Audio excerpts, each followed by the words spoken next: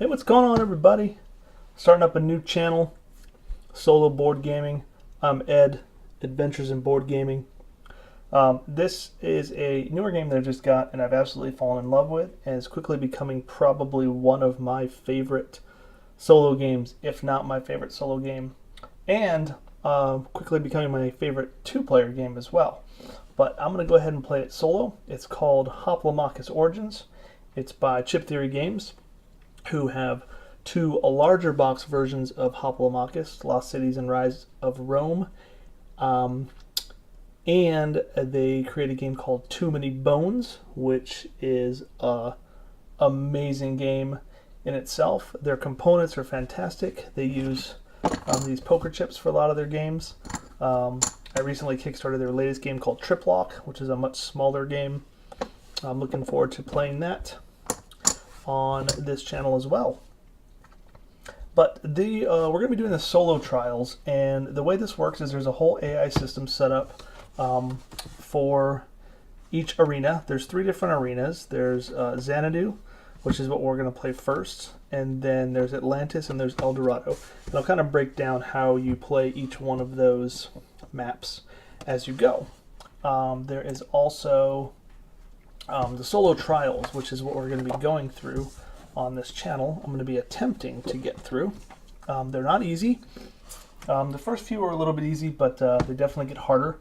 And the way the trials work are, so the first one, basically you cannot draft any Xanadian or Xanadu, which are these green units. You can't draft any of those. So the way it works is for each trial, you're going to draft 6. You're going to draft 6 units, and they're either gladiators or they're tactics. And then you're going to be deploying those as you battle, and then the board's going to be pre-set up with the challengers that you see on this list over to the right. You see the challengers, and it's usually one champion or boss and then some helpers for him. And then, like I said, there's 3 different maps, and each one of them plays a little bit differently. So on the first one, Xanadu, and what I'm showing over here to the right is, since you can't really read these and whatnot, and I don't want to keep readjusting the camera and everything, I'm kind of going for a videoing style where it's sort of like it's live streamed, but I'm not live streaming it because I'm going to edit it down afterwards, but I'm trying to get everything on the screen at one time. So this is just an app I created over here that I'll be able to add in the different chips for each side, and then I can click on them and zoom in on them if I need to point something out with them. And then I can also show the rules and stuff that will pop up over here as well. So that's what you're looking at to the right here with this screen. The blue is going to be the board or the AI, and the red is my team. Okay, so to start out with Xanadu, the goal of Xanadu is there's these 4 pillars, and at the start of your turn, if you're on one of these pillars, you get a point. If you have 2 guys on them, you'll get 2 points. So I'll be using these dice to represent the points. We'll just start them at 6, and you're going to play till 6. So I'll start them at 6, and then once I get the first point, I'll go ahead and tick it down. Tick it down to 1, but we'll start at 6 just to know we're just starting off. So red will be the board, white will be me. I'll stick it right there. All right. And then let's get this started. So the main thing about Hoplomachus is it's a gladiatorial game, hex-based. You're moving around, deploying units, attacking, that type of stuff. And all your guys have cool abilities. And the AI system I will show you as we go. So, excuse me, for this first trial, on Xanadu, I can't draft green units, and I'm going to be fighting Arik Boke or Boke. I'm not sure. He's going to be the champion, and he is right here. And each of these champion things actually have 2 sides to them, a harder one that we'll be playing later. So you can go ahead and take a look at him here real quick. You can see that's what he looks like. So he's got 5 health, so we're going to give him 5 health chips. 1, 2, 3, 4, 5. That's the other cool thing about this game is the health is based on these chips that you put on the guys, and then as they get hit, you just take the chips off. It's super awesome, and it feels awesome when you're playing. So he starts with 5 health, as you can see by the 5 with the heart there. He has a range of 1, which is that next ability. He has a movement of 1, and then he has a tactical range of 1, which I will explain that when it pops up. And there's also this little board that shows the deployments of where they will deploy. So starting with 1, he's going to start. He's the first one listed, so he's going to start there. And then number 2 will start here, and that will be Korikos, which she is right there, and she starts with 2 health, so she will start there. So we can make that down, and now so the 5 over his chip there is his health. And I'll try to remember to click those down as we go. And the reason I want to show them to the right side there on that little app that I made is because you can't really see how many chips are on them with the overhead camera like that. So having the numbers on the side there, you can actually see them. Alright, so we need to find Xanadu, which is at the bottom. And he's got Korikos. So those are his 2 units, and they're all set up. And now what we need to do is I need to draft some units. So one of the abilities that he is going to do, Arik, is he's going to roll all 4 of the dice you can see here on the right. So he's going to have things like heave, where he can move us off of the blocks. For example, if I was here and he was here, he could heave me over the top of him like that to get me off the blocks. And he can also do a knockback, where everyone that's adjacent to him will knock back 1. So if he's up here and there's a bunch of gladiators up there, he's going to knock them all back. And one other thing to mention about this arena is if you are on one of these ledges, you have the skill elevated, which gives you +1 damage as well. Right? And you'll see how this all plays here once we get going. So I can't draft any green units, so I'm just going to set them aside. Otherwise, I can take 6, and as usual, I take a lot of defenders. Not a lot of them, but I always take a defender. So I will have a defender, and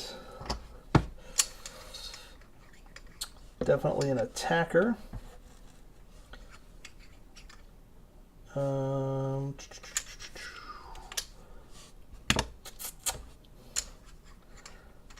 I think I'll take Modula, who is awesome.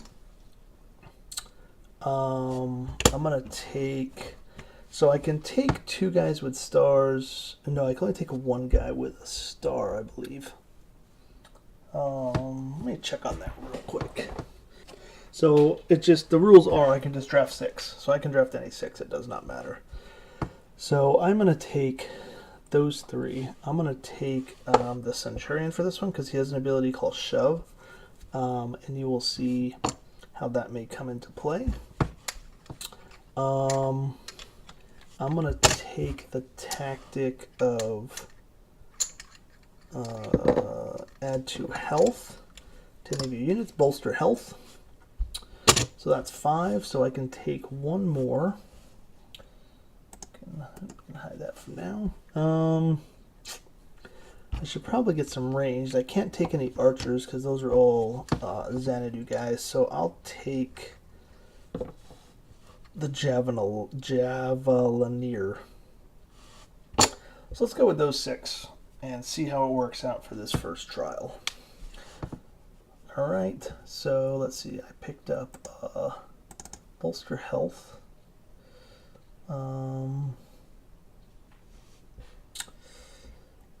Let's see. No champions. El Dorado. I have Modula. Pompeii. I have attacker, Centurion, and Javelineer. 1 attacker. 1 Centurion. 1 Javelineer. And then from Rome, I have a defender. And that's my team. So we'll hide that. We'll turn on our dice tray. And should be about good to go. So player starts first. So the way the game works is first you deploy. And then you can deploy one unit and use one tactic. And then you will move, and then you will attack. Okay, so to start out, I'm going to go ahead and deploy my Centurion since he moves so slow. So he comes out. I use red health chips for my guys, so he comes out with 4 health. And I can deploy, this is my side here, I can deploy on any one of these blood-splattered areas. I'm going to go ahead and bring him out right here. So now my turn's done because units that are deployed cannot attack or move the round that they're deployed on unless they have a certain ability. So you'll see that come into play. So now we move into the opponent's turn, and we'll pop up the rules for their boss. So the boss always goes first. He rolls 1 of each color die, which I'll roll here. And we've got a blue, yellow, and black. And then we go in order. So he got no yellow, or he got no green, so he does not move. He got a black, he's going to do a heave. There's nobody currently to heave. He's going to do an area knockback. There's nobody to knock back. Then he's going to do a basic attack. So luckily he did not move, so he's just going to stay put this time around. And then we'll close that, and then our basic AI rules are for Xanadu units, you can see at the top there, they are going to move towards an arena hex, and since Quirkos has a movement of 3, she's pretty much going to go 1, 2, and then I can decide if she's going to stop there, and I think that's as good a place as any for her to be. So as soon as she hits that hex, she's going to stop. And then that's it for their turn. She has a range of 1, so she can't attack. We'll pop her up here. She has a range of 1, so she can't attack. And that's it. So I go back to my turn. So now I can do another deployment. What I'm going to do is I think I'm going to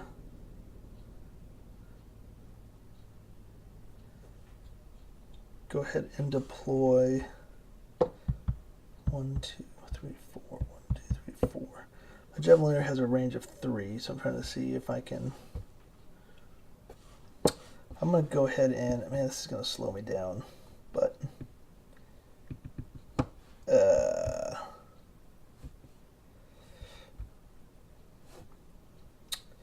I'm going to go ahead and deploy Medulla. I'm going to deploy him here.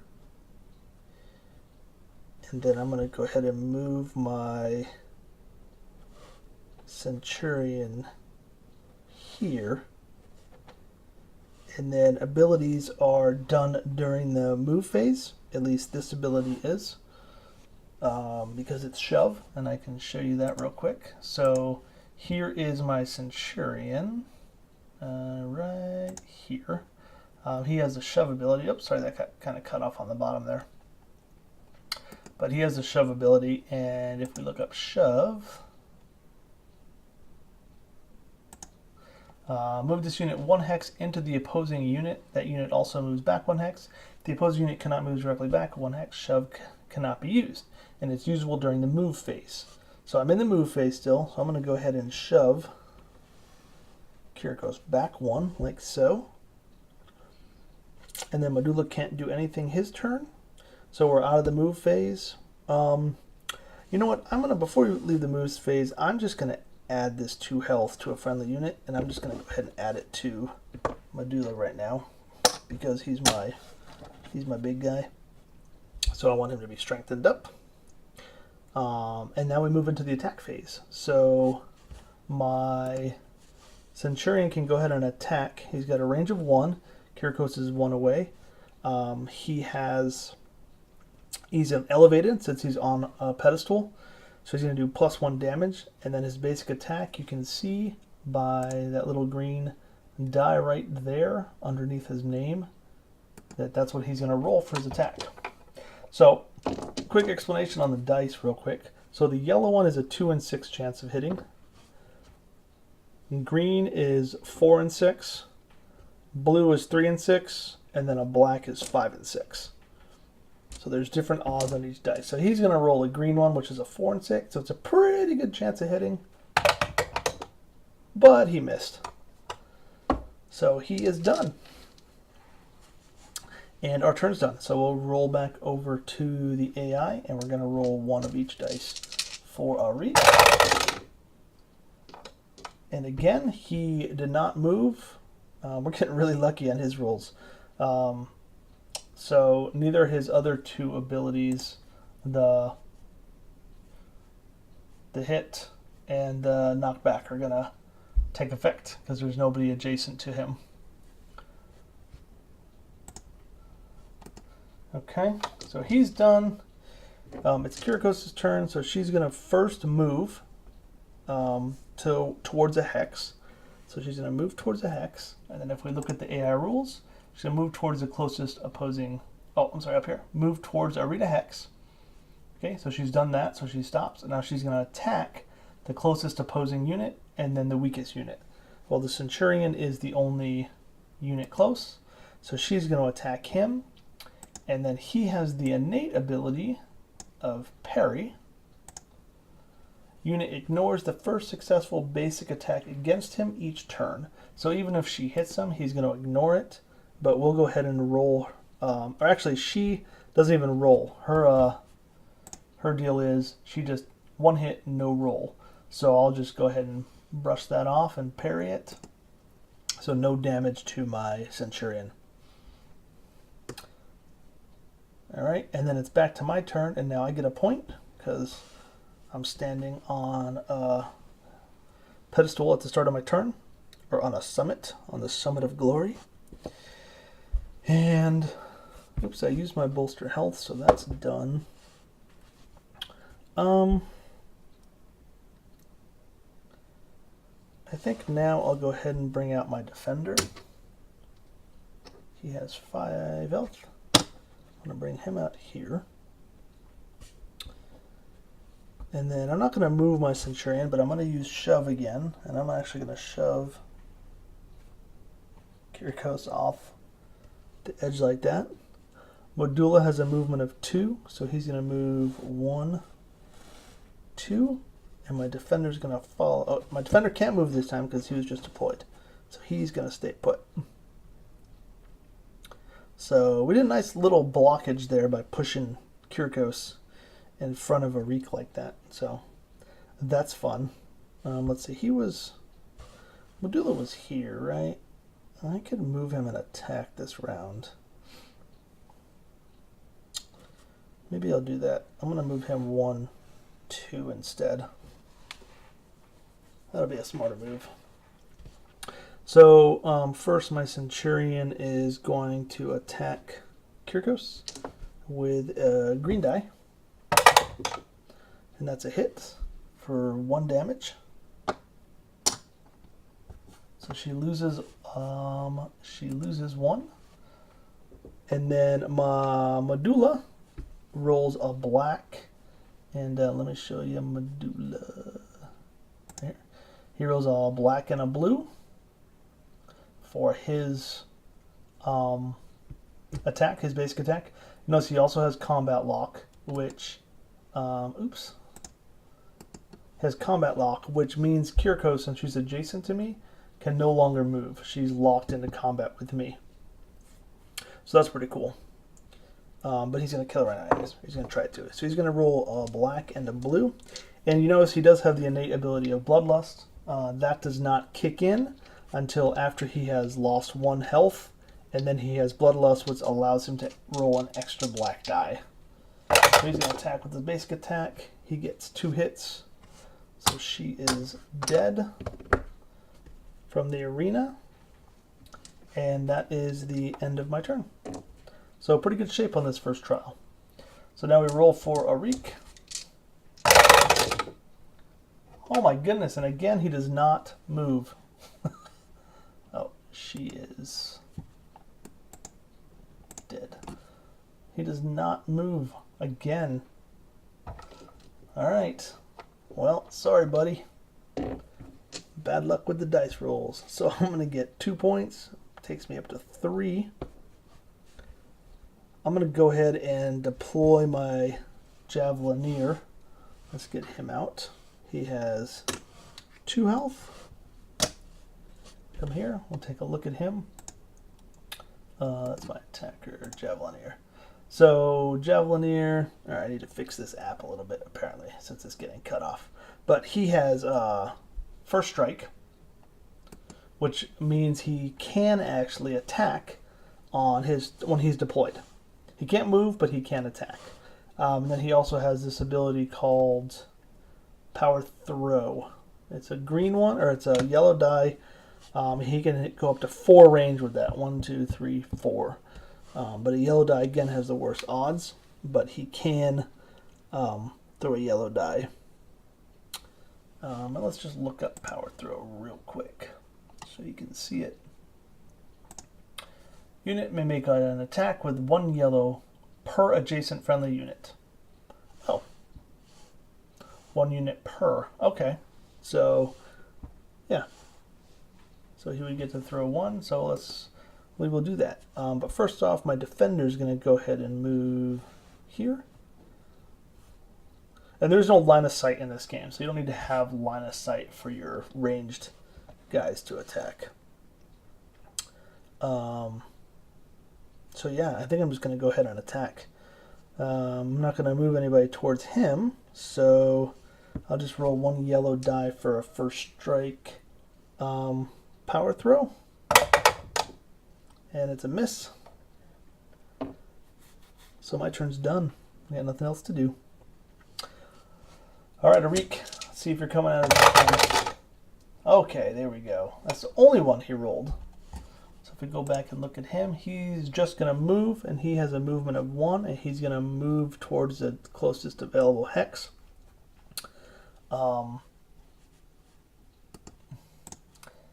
So towards Arena Hex, and then the closest opposing unit, and then the weakest opposing unit. And the Centurion is probably the weakest one, so he's going to go ahead and move 1 this way.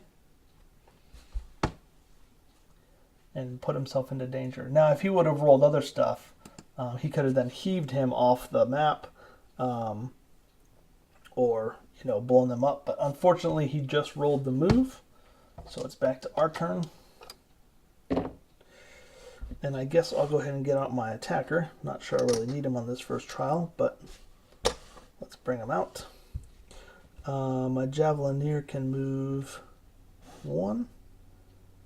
My defender will move 1. Oops, I forgot to get my 2 points. Throwing level with 2 guys on there. And I think that's pretty much going to be game, but let's finish it up. Yeah, so I will go ahead and attack. So my Javelineer 1, 2, 3 is in his regular shooting range. He gets 1 yellow die for being adjacent to this defender. I probably should have moved him into here after this guy moved, and when I've gotten 2 yellow dice. But that's alright. So he misses. My Centurion is going to roll his green. He misses. And that's it. So now back to Arik. Oops, the green fell out. Reroll. Alright, there we go. Now we're in business. So he's going to move first. So he's going to first move towards a available hex, which is going to be over here. He's only got 1 movement, unfortunately. And then he rolled a black, so he's going to heave Centurion up over his head, like so. And then he did not roll blue. He did roll yellow, which is his basic attack, and his basic attack is 1 black die. But Fortunately, my Centurion does have parry, so he will ignore this. That hit would have hit him, but he ignores it because of his parry. And that's the end of his turn, and we have won the first trial. Just like that, piece of cake. I'll come back in with the second trial.